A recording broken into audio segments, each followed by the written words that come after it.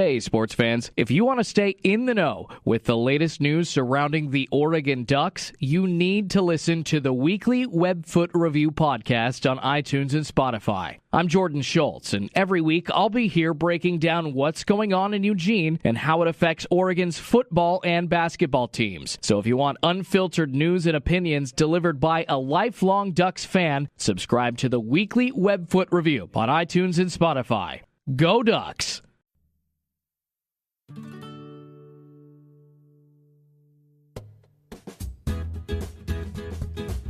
Welcome to Women's Hoops and Talks, the What podcast, where we are elevating the voice of women in basketball. Cassidy, I've obviously not come up with a better tagline, so we may have to talk about that for a second. Anyway, I'm Tara, and this is Cassidy. Woohoo!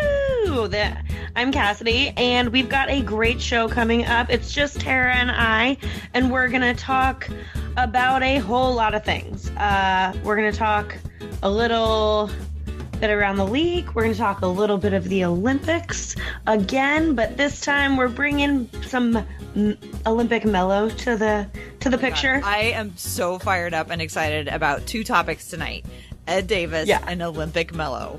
So you're going to just have to rein me in.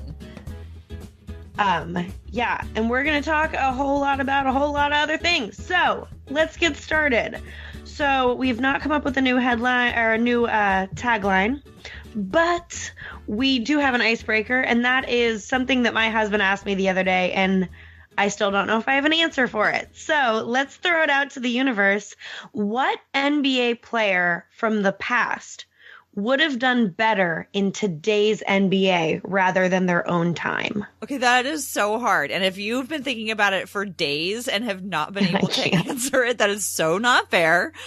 I got this question 1 minute ago. No, 5 minutes ago. And I'm going to go with what my gut said. I have not thought this through at all. He was just the first person that popped into my mind. And that's Terry Porter. And I think as a facilitator, today's game would have opened up a little bit more space for him, and maybe he could have thrived even more as a shooter, or or his facilitation could have been even more creative given more room. So that's what I came up with. Did you come up with something? Yeah, I've come up with a few different answers, and they're all for different reasons. Excellent. But I haven't come up with my basketball reason one, from a statistic standpoint or a player standpoint, because I feel like that's really hard to compare. Mm-hmm. But one of the ones that first came into my mind was actually Isaiah Thomas. Okay. Because I feel like the years that he struggled, I think the modern day NBA is a little bit more supportive, a little bit more camaraderie, despite being on different teams. And I think that may have benefited him in kind of a more consistent whole career versus the amazing spikes that we got to see. So I don't know. That's really interesting. So, part of the thing with him was that he rubbed a lot of people the wrong way. Yeah. And a lot of people, and back when he was playing, you were supposed to not be friends with your, people that you played against. And so that may have made it a little bit harder on him, just, from what we know, what little we know of what his true personality is really like, maybe having been not having to act like that is very interesting. That was my first worth thought thinking about. Yeah. So send us your answers, everybody, because I'm fascinated by this question. Did you have other ones? I've had a few. What was the one that, I said a joke one earlier and I was so entertained with myself and I don't remember it. So, what do you think about a guy like Bill Walton? I mean, that'd be interesting. He was a pretty classic, putting aside the fact that he would never stops talking.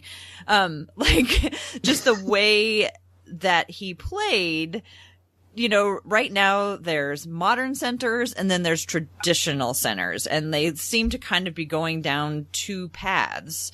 And, you're either a center who is shooting threes, or you're a center who, has the old classic skills and they're building a team, around you in that way.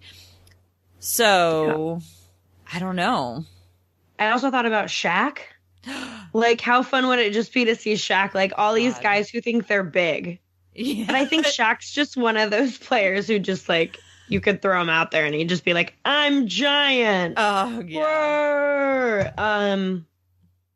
And skilled. So it'd be entertaining. But yeah, I'm going to have to think about this question a lot to get like my super real answer. You know what? Our listeners who have ideas should definitely get a hold of us and let us know. They can tweet at us at Hoops and Talks, or they can send us emails, and our email is hoopsandtalks@gmail.com. So listeners, please send us your ideas for who would be a player who would have done better in today's NBA rather than in their own time, because they have time to like think, oh, here comes my cat, I'm going to move her.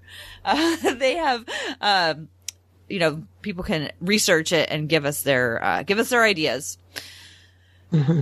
Now about the tagline, elevating the voice of women in basketball. I think I'm going to try on, including women. I don't know. I really don't know where to go with that. But it just kind of rolled off my tongue when we got started and I couldn't stop it. But I still want to know people's ideas for what we can say about how we can make sure that, there's women talking about basketball and maybe people want to listen to it. Maybe they don't. I don't know. But what we're trying to do is we're trying to show and demonstrate that women can talk about basketball, because Lord knows we do. A lot. I have a standing meeting every week on Wednesday mornings at 8:30. And the best thing, it's a great meeting. We get a lot done. But also the second best thing about it is that we're all Blazer fans. And so like for the first 10 minutes of the meeting, all we do is talk about Blazers. And this week we got to talk the day after the Blazers had an awesome victory in Toronto. So let's talk about that game for a sec. Were you able to watch most of it? Yes, I watched the game, and the first 3 quarters, I was like, okay, yeah. I was like, what is this? My eyes are killing me. This is just like, what?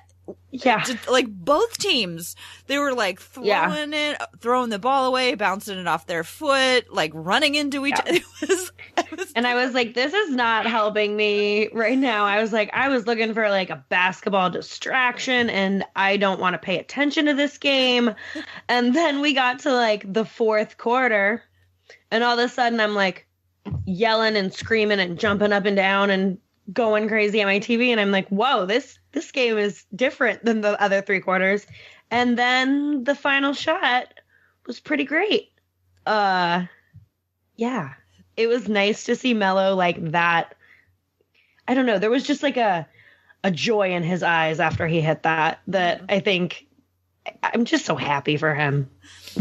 I'm glad this is all worked out. Yeah. What I loved about it is that it happened just the way it needed to happen. Like they couldn't get it to Dame, so they got it to CJ. CJ couldn't get a shot off, so he found another option. And it's like been so long since that other option had a high likelihood of going in. I mean, God love, Chief and Mo. Yeah. They were, fairly likely to make it, but it was still also a little bit like, But like when you're watching Melo on a night where he's starting to hit things, then you just feel so confident that it is going to go in. And for them to have choices at the end of the game was like a whole new world. Well, yeah, because that could have gone to Simons, and I think I still would have felt confident.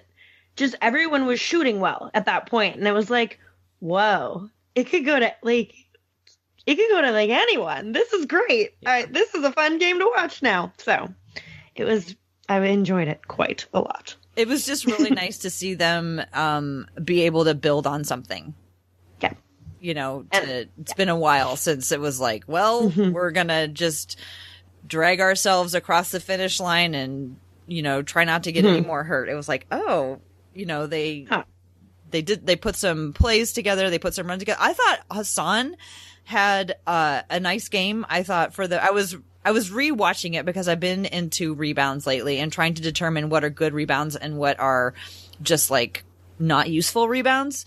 And so I was watching those pretty closely, and that night he happened to have a lot of rebounds where he either got them with two hands or he got them to somebody rather than, just tapping it right into the hands of the other team. Yeah. So I thought he played pretty well, although I did think that he looked a little bit under the weather. So the flu apparently, or the illness has taken the team, and CJ missed a game. I thought Hassan had some big old bags under his eyes, and I thought, oh no, he's going to be the next one out. He is playing tonight in Minnesota. So at least he's able to be there. But, now I'm worried about, they've just been in that airplane, like, a little petri dish full of all of everybody's germs. Yeah. I hope the whole team doesn't just get knocked out by this. Yeah, and it sounds like the broadcast crew took some hits too, so I hope they feel better also. Oh, what a bummer. Yeah. Well, we had a long-awaited Skal update, and it doesn't really tell us a lot more about what the situation is for him. Skal at VCA had a non-contact injury to his knee about 2 weeks ago. It was not too long before they left. It's going to be 4 more weeks until he's evaluated, so that's all that we know. And we know now that it's his ACL. So at least that narrows things down. Maybe that means that we're going to be able to see him play sometime in the rest of the year. They haven't applied for a disabled player exception or anything like that. So they haven't given up on him for the season. So that's great. When's the date for that? Cause that's coming up, the end of being able to apply for the injured player exception, I believe. Yeah, I don't know, but Orlando just applied for one for Aminu, so he has also going to be out for the rest, or he's for sure going to be out for the rest of the season. And speaking of former Blazer news, like I said, the other thing that I'm on fire about is our old friend Ed Davis. I'm wearing my Ed Davis shirt. It's happening. Fizz For those of you not watching the podcast, Fizz Ed Tara Davis is showing us. Yeah. Oh yeah, I forgot. Now that we're video, I forget that people can't see. Yes, I am wearing my Fizz Ed Davis shirt because what is going on in Utah is that Ed Davis, while back from injury, is not playing, and he has in fact had DNPs for the last 5 games because he is not fitting into the Utah system. Cassidy, what was your reaction when you heard this? My first reaction was, don't put baby in a corner. Nobody puts baby in a corner. And how dare you put him on the end of the bench and not play him? He's Ed Davis. He's great. He's fun to watch. He's the best teammate. He is an awesome person. And we want to see Ed Davis as NBA fans. Give us Ed Davis and give us Ed Davis back.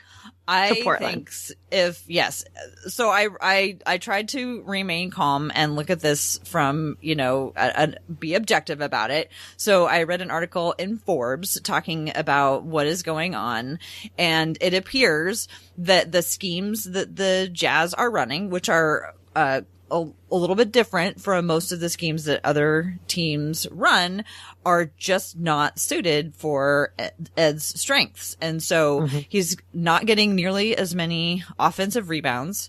One of the things that, we enjoyed so much about having him on the team is that the team scored a lot on second possessions when he was on the Blazers. And that continued when he was in Brooklyn, but it has taken a nosedive since he was in Utah. He's only played in 20 games. He did have an injury. He broke his leg earlier in the year, but since he's come back, he's still not playing. So he played 20 games this season. He only played 11.3 minutes per game, 1.4 points and 4.2 rebounds. So, I mean, I guess and then the guy that they are playing, whose name I can't remember off the top of my head right now, is somebody that they want to get playing time. So, Cassidy, can you think of a team that needs help at the center position right now? Maybe who's a little short with injuries? Us. We need Ed Davis. Bring him back. I need Ed Davis back in our lives. I was trying to figure out if it is even possible because, there's all kinds of rules and stuff. And it does look like there would be nothing, except for whether or not the Utah wanted to do a deal. But it doesn't appear to be anything that would stop the Blazers being able to strike a deal with Utah. I put it in the trade machine, and they're, basically I looked at Naz plus Hazonia or Tolliver. The money would work. So in all practical purposes, I think Ed can play center or forward. He can't shoot from the outside. So I don't know if, like, basketball wise, it's the best idea in the world, but that doesn't matter. It's Ed Davis, and we know how much Damian Lillard loves Ed Davis. Absolutely. And think about what a great support he would be, and think how happy Zach Collins would be to see his old buddy back. And it's like the other backup center right now is Anthony Tolliver, who, God bless him, Anthony Tolliver's out there doing his best. But he was not meant to be the Blazers' backup center this year. Yeah, that wasn't his role.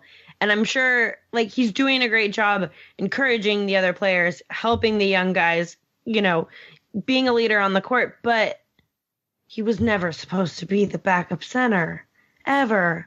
It wasn't supposed to happen. And injuries happen, and trades sometimes have to happen.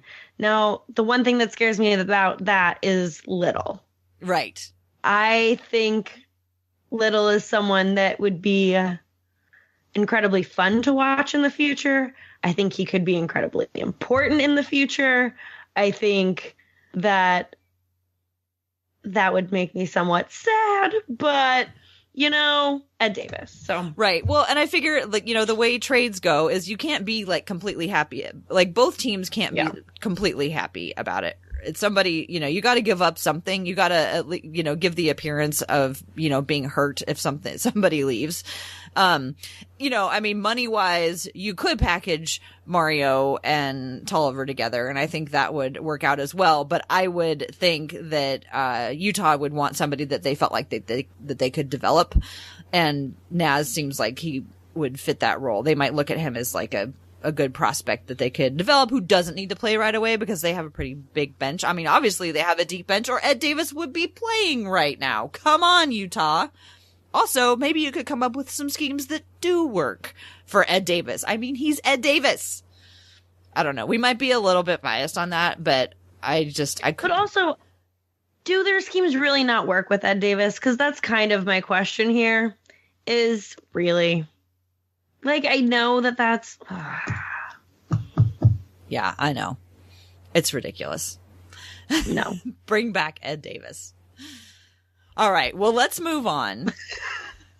I'm so fired up about this, and I don't want to get, like, I try to, like, stay away from or keep out of the speculation about trades, because to me it's just like there's no sense in talking about it for too long, because what I say doesn't matter. They're going to do what they're going to do, and then we can figure out where to go from there.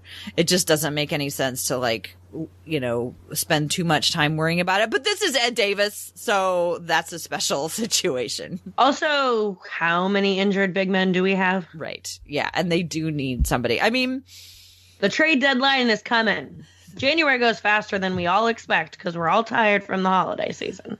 I wonder if knowing more now about Skal will mean that there'll be help on the way, or if that's just going to prolong it. I just don't know how long they can expect Damian Lillard and CJ McCollum to play so much. And I know they're not playing the same positions as, their backup, but just like having more healthy people to choose from to go down would the be line great.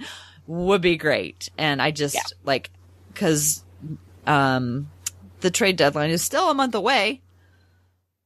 It's still, that's a lot of games in a month. That is a lot. It is a lot of games.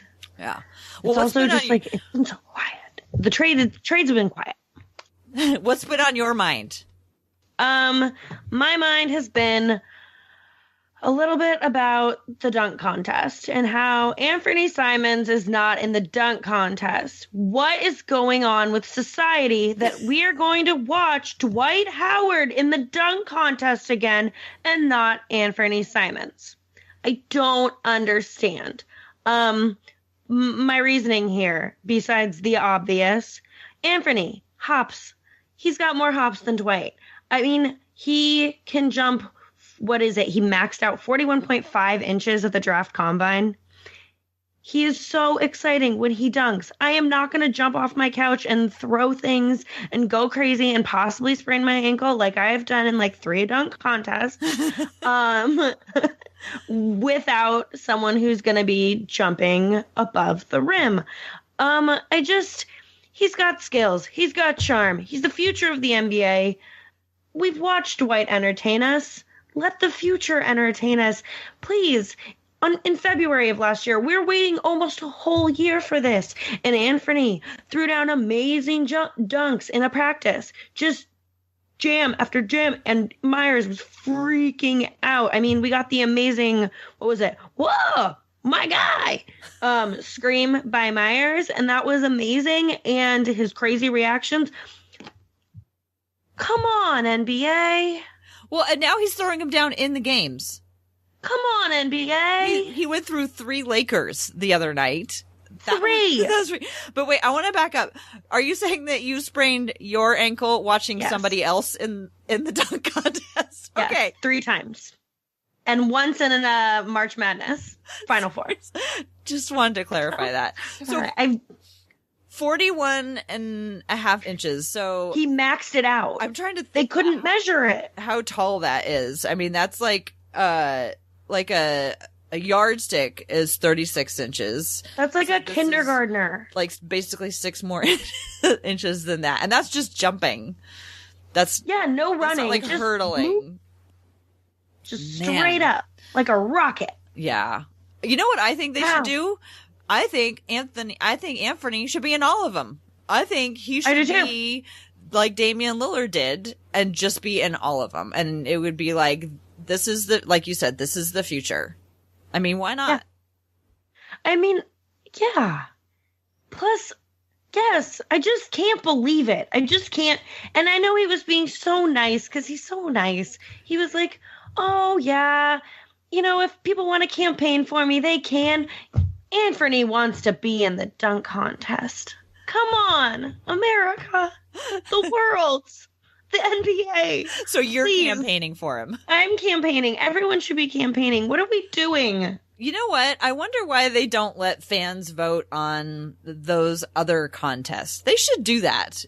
Or actually, they should just let players vote on all of them, and there should be no fan vote. I am very pro this being a player voted. The East Coast votes for the West Coast players. The West Coast players votes for the East Coast players. No fans. They don't get to decide. I know that we all love Caruso, but like really, he should not be that high up in the voting. Like it's the All-Star. Like make it a real competitive.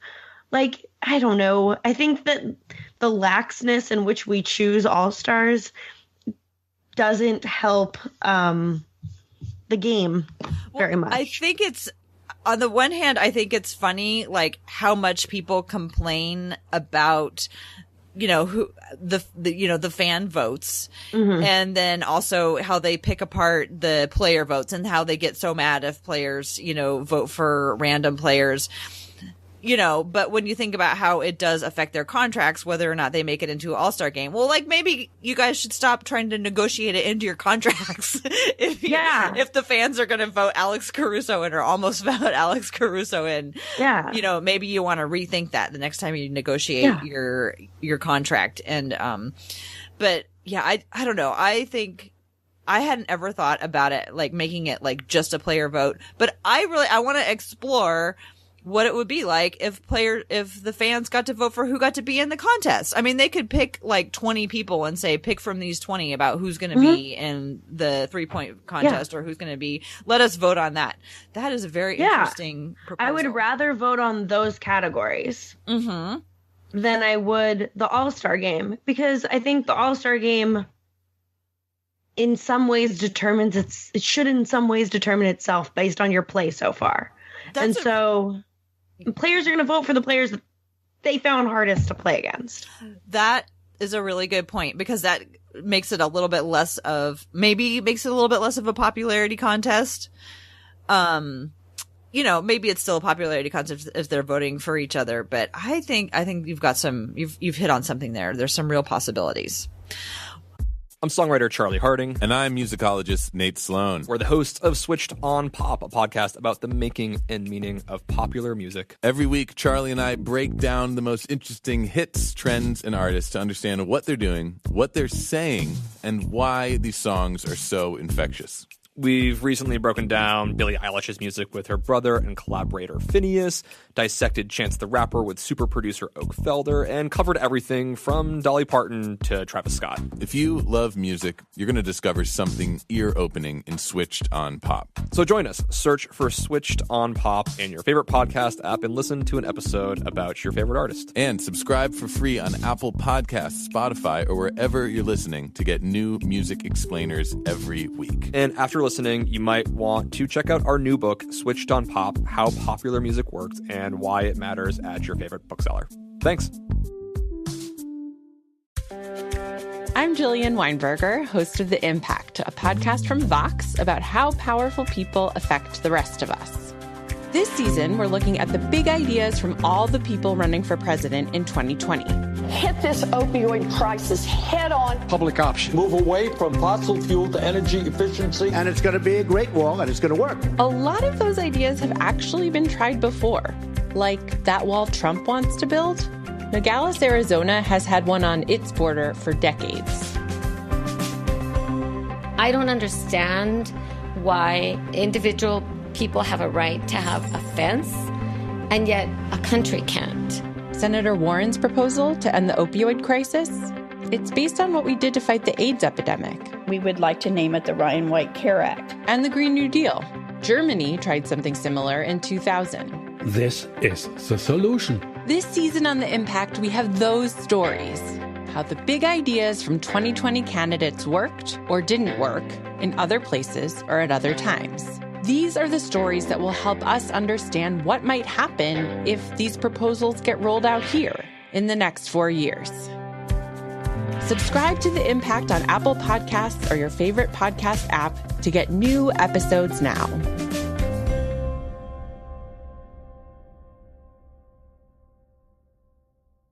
Well, let's move on. And Melo's game winner the other night was really significant, and I thought it was really we should stop and talk about it for a minute, because it was written up on trailblazers.com that according to Stats Inc., which is, I guess, some like subscription stats service, Carmelo has 26 game-winning field goals in the final 30 seconds of the fourth quarter or overtime that gave his team the lead for good. So not exactly like buzzer beaters, but like within the last 30 seconds, 26 times. That's like almost, what has he played? 17 years? That's like almost twice a year. That is a lot.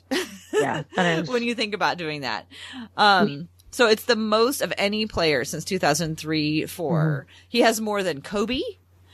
Remember, he has 26. So he has more than Kobe, who has 22, more than LeBron James, who has 20, more than Dirk Nowitzki, who has 18, and more than Dwayne Wade, who also has 18. Like a lot, like 4 more than Kobe. So, What's more, according to ESPN stats, Anthony now has 17 go-ahead field goals in the last 5 seconds of the fourth or overtime. So that's the most of any player since, the most of any player since he entered the league, and one more than Kobe Bryant. And that came from that same article on trailblazers.com. Wow. Now, didn't Brandon Roy do the 5-second thing something like 5 times in 2 years? Oh, I don't know, but that would be a great stat to look up. Yeah. Brandon Roy totally could have done that. So I still hear a little bit of residual complaints about Melo from various dark corners of the internet. And I've just decided that these are people who just want to have something to complain about, and they just want to like can't be happy because I mean, like, what do we like? How is he making anything worse? Yeah, he makes a lot of takes a lot of mid-range shots. Maybe you wish he didn't dribble so much. Maybe there's a whole bunch of things we'd like to be better about the game right now. Maybe we'd like Bazemore to be making more shots. Maybe we'd like Tolliver, to be a little faster. Maybe we'd like Hazonia to be a little more consistent. Maybe we'd like a lot of things. But Melo is bringing fun to a season which could imagine what it would be like without him. Imagine if they didn't have him. I guess you could be devil's advocate and say, well, maybe they could have gotten somebody better than Melo. Maybe like they could have found somebody who would be more willing to play, as a team. But I'm going to go back and look at the statistics as things have gone, because I believe his number of shots have gone down slightly. And again, the end of that game played out exactly how it was supposed to. There was passing at the end of that game that happened because there were shooters, and he was one of them. So I just want to enjoy Melo while he lasts. But that got me interested in our Olympics topic. Because now that it's 2020, we're going to be talking about the Olympics. Last time you talked about the first time basketball was played at the Olympics in 1904. We're going to fast forward to the future this week, and we're going to talk about Olympic Melo. Now, what did you know about Olympic Melo? I don't know I just have watched every Olympics. And so I've seen a lot of Olympic Melo. And I know that he is, I believe, the most decorated American basketball player in Olympic history. Things to read to you about how I figured we're going to learn a lot, but I think in my mind, I saw Melo almost more of an Olympic all-star than I did an NBA all-star in some ways. And so in my mind, I was always like, oh, Olympic Melo is one person. And then, but now we get to see him and I get to enjoy more Melo. So I want to know everything there is to know about Olympic Melo. So by the way, while we're talking, the Blazers are playing Minnesota and Olympic Melo is not happening. Melo does not seem to be having a great night. So maybe we should not start talking about him.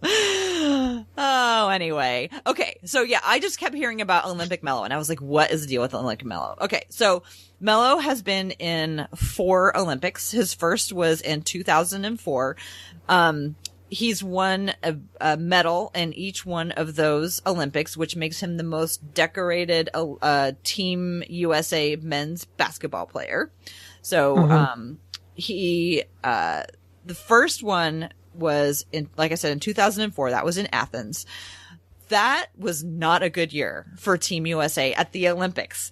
They lost 3 games that tournament, which is more than all the other Olympiads combined. So up to that point, the U.S. men's team had only lost 2 games. And that year alone, they won 3. So they ended up beating Lithuania to get the bronze. And Carmelo barely played. He was, I think, a rookie. He was also on that roster were Carlos Boozer and Allen Iverson, and LeBron was also on that team. Dwayne Wade, Tim Duncan, Stephon Marbury. That Olympics, Melo only played 17 minutes in 7 games. And Carmelo and LeBron are the only active players who are played on that roster. So after that poor showing, in 2008, the Olympics were in Beijing.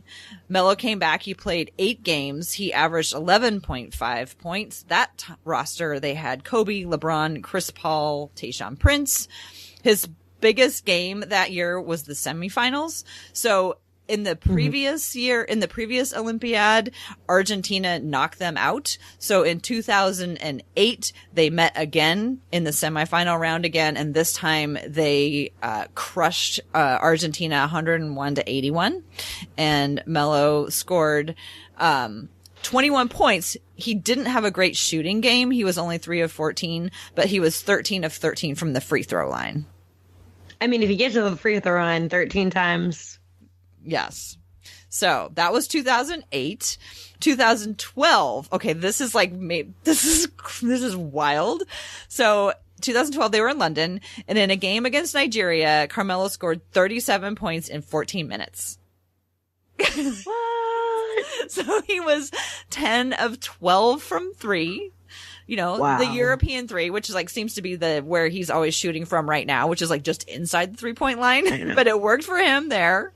10 of 12 for 3, 37 points in 14 minutes. Fun fact, or maybe it's not fun, depending on your point of view. Aminu was on the Nigerian team, and they got just absolutely destroyed. But Chief was in it. And then for the third time in a row, Team USA defeated Argentina in the semifinals. And interesting thing about that roster in 2012, they had Harden, Westbrook, and Kevin Durant, along with Olympic Melo. But they had all 3 of those guys back on the roster together. So 2016 was Melo's final Olympics in Rio. There was a big changeover in the roster this time. Only Carmelo Anthony and Kevin Durant returned.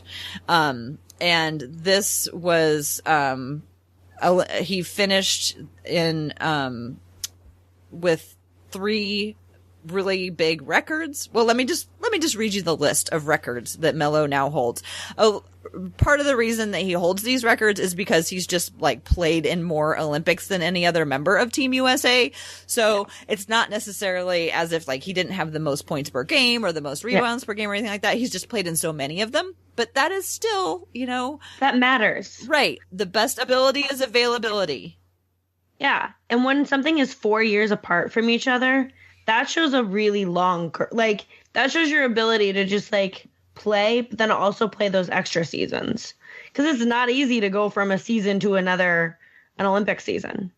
Yeah. And, you know, and I think it just goes back to, again, I didn't know really who Carmelo Anthony was, and he just really loved playing on Team USA, and he was super proud of it. And even in 2016, I read this really great article on Bleacher Report about everything that was going on in the world in 2016. There had been a lot of, black young men who had been shot by police and killed. And, you know, the players were trying to figure out, like, what kind of a voice can we have in this movement? And Carmelo Anthony was, like, really super important to all of that. And then when he went to Rio, it was really important to him to, go and meet people who lived in Rio in like some of the poorer neighborhoods and get to know them and find out about their needs and what their lives were like. He really loved being on Team USA because he thought like it was super important to represent his country, you know, as a proud black man, you know, when there was all of this other stuff going on in the country. So anyway, let me read you the list of achievements that our Carmelo holds as Team USA. He scored the most points in a game for a Team USA player, 37 points. He had the most 3-pointers made in a game. That was 10. He had the most free throws in a game. That 13 of 13 was the most free throws of any player on Team USA. He played the most games total throughout his 4 Olympics. He scored the most points total. He had the most rebounds total. He made the most field goals and the most free throws. So again, it's because of his longevity. It's not because like he had the highest numbers, but I think that longevity, I think one of the things that is amazing about him, like, you know, he's not Vince Carter yet, but he's been around a long time. There's only like 5 or 6 players in the league that are 37. And then there's a guy who's 38, and then there's a guy who's 42, and that's about it. So, anyway, it was super fun to learn about Olympic Melo. Do you think, with the revival of Melo here, that he may get another Olympic ask? Oh my God. He offered to be on Team USA that played at FIBA that lost miserably, and they were like, no, thank you. So I think it would be great if he got a chance to go out there and play. He did say at the end of 2016, he said that he was done. But you know, we know how that goes. You know, he took a year off, right? Reevaluated some things, learned a lot about himself, and maybe he just wants another Olympics. Yeah, I don't know. I mean, what if Dame goes too? Oh my, it wouldn't surprise me. That's all I'm saying. I mean, I love Olympic basketball, so I'm all for watching players go, even if it is hard on their bodies.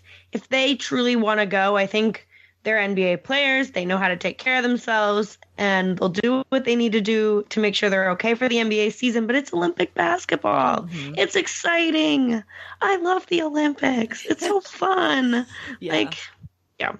And it really was cool reading the article. I'll link it in the show notes about like why he really enjoyed, representing the country and playing for the country, especially at that time. Yeah.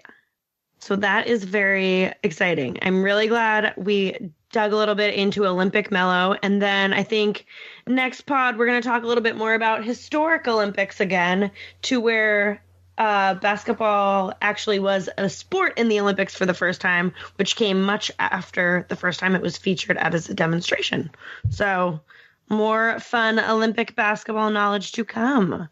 So there's been a lot going around the league going on. Blah, blah.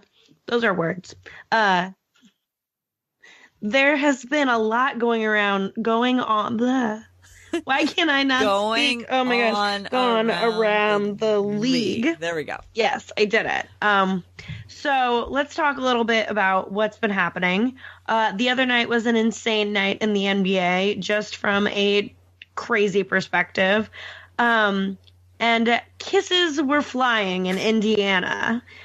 Jimmy Butler and TJ Warren got into it. TJ Warren did not know what was coming for him. And Jimmy Butler just decided, hey, oh, now you're ejected? Let me blow you some kisses. And then after the game, I'm going to tell you some things through the media. So, have you followed the story at all, Tara? I have not been following that story. It sounds like things are getting, are things getting chippy, or are they getting they're just trying to outdo each other in terms of I'm going to be so cool about this conflict? I don't think Jimmy Butler was cool at all about this conflict. I think Jimmy Butler was like, if you're going to I'm excited to watch them play again, because Jimmy Butler is not gonna hold back from that. And it's gonna be an interesting matchup, and I think Warren might be slightly terrified. Yeah, so that happened. But besides that excitement, we also just have straight up the headline of drama. Cleveland's full of drama. It's just a lot of drama. We've got Kevin Love drama. We've got coach drama. We've got drama. In a season that's just not promising Cleveland. You have anything to say about Cleveland right now? Yeah, I'm really surprised that going into it, they knew they weren't going to be a great team. So you'd think that they would have just kind of kept their heads down, stayed close, built team dynamics, got a good rapport with some of their young stars. And, maybe quietly behind the scenes, tried to find a new place for Kevin Love. And that is not what is happening at all. I don't know why they have to, be airing all their dirty laundry. I mean, come on. When you know what the season is going to be like and you can't hold it together, we knew that they weren't I don't think that they were particularly in a good place as a franchise anyway, but it seemed like, they had some pieces that they could build on. Why are they not, trying to make them flourish and quietly trading away, Kevin Love? Yeah. And I think the other half of that drama is the drama with the coach, apparently misspeaking and calling telling the team that they had been playing like a bunch of thugs instead of what he says he meant to say, which was slugs.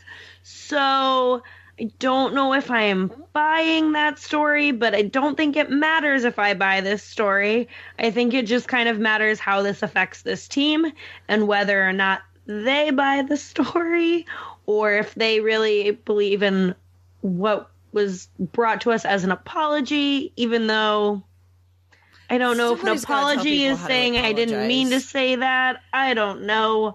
You can't apologize with but. Can't be an apology but. No. Can't be a sorry but. Like, you can't. It doesn't work. So people... Yeah. Don't do that. So there's Don't all be of like that. Don't be like the coach. And yeah. Don't. Apologize. Just... And then we've got a headline over from a game with Golden State the other night when Golden State played Milwaukee. And our headline is just PUBG wink wink. Okay, so I'm not cool. What does PUBG mean? PUBG. I don't actually know what it stands for. I had to ask Sam, and he was like, "Oh, it's a video game." And I was like, and he was like, "Why?" And I was like, "Because Steph Curry supposedly said PUBG, trying to invite Giannis to play with him with a broken hand, may I add." But he was saying dubs, G. Like, he's tampering again. But, whether or not that's, I don't know. No, he's tampering. No one is playing PUBG, according to my husband. So if that is not true, someone tell me. So what you're saying is that after the game, when everybody does their hugs and, hey, how you doing, man? Steph Curry gave a little extra attention to Giannis saying, hey, why don't you come on our way? To the dubs, G. Mm-hmm. Well, I don't understand why everyone is just so sure that there's no way at all that Giannis is going to stay in Milwaukee. Everything that he has projected about himself, everyone who has written about him, including Miran Fader, who was on this very podcast, everybody is, in agreement that he was a very genuine and thoughtful young person who's doesn't seem to have any indication that he's not satisfied. It seems like he's really happy in Milwaukee. Why are we just assuming? We're just assuming that he's gone and let the games begin. No, I don't. No, I really don't get it because from everything, and maybe I just don't know enough, but from everything that I have learned about Giannis, he seems like the kind of guy who would stay.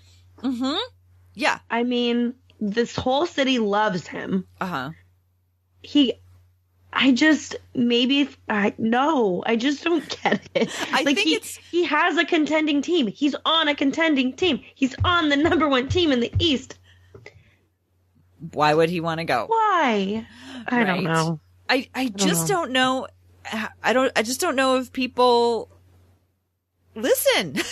I mean, we have this with Damian Lillard. Damian Lillard is so consistent about wanting to stay. Why would we not believe that? Why would we make him say it for all of these years? And I mean, I think people in Portland believe it, but people all over the league just assume that, that Dame is going to get tired of this small market and be gone. And it's just not everybody likes the same thing or wants the same thing. I mean, everybody wants a championship, but they want to get it in whatever way makes sense for them. And for Damian Lillard, it makes sense to get a championship with the team that he brings to the championship. Yeah. Not joining a team or going somewhere else to do it. And what do you want to do? Go to a big market and play for the Knicks? No. There's plenty of big market teams that you don't want to go play for right now. So I just wish the LA teams were the undesirable. I know. That makes me so how mad. I miss the days. It was such a great period of time. Yeah. Oh, well. We should do a commemorative video. Of all the bad LA plays. Years of the Lakers and the Clippers. Just put them all together. Yeah. It will be a wonderful sight to see. All right. Well, we should probably wrap it up here. The Blazers are down by almost 30. So if we want to be able to see the comeback, we better tune in soon. It's going to start anytime. It's going to start now.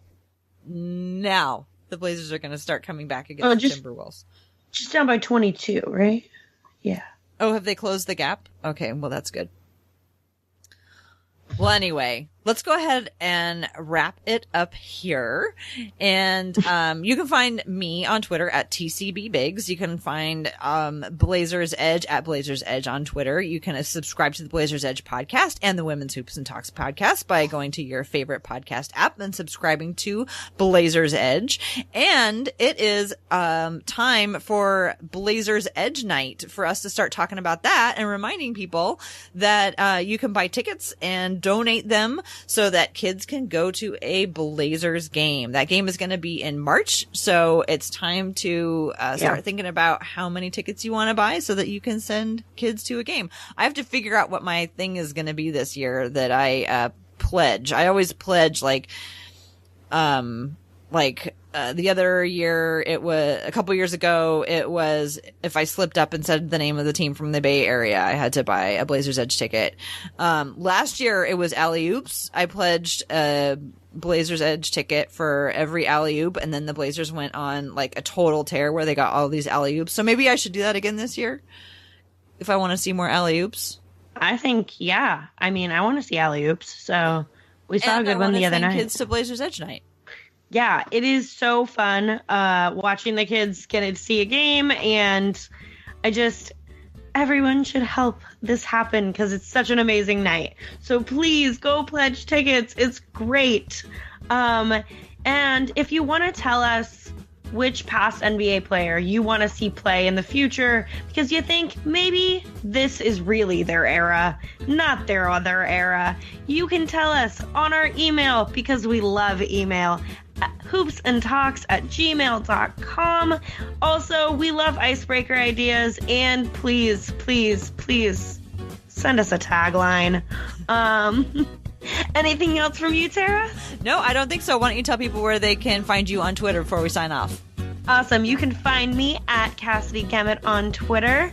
And until next time, go Blazers!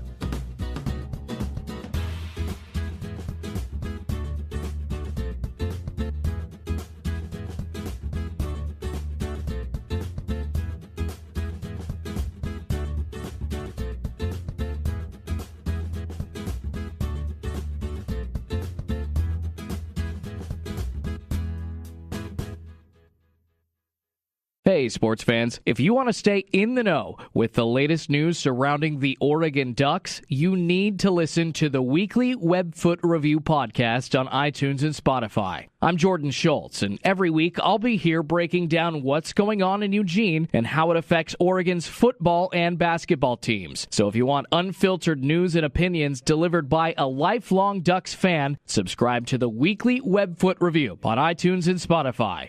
Go Ducks!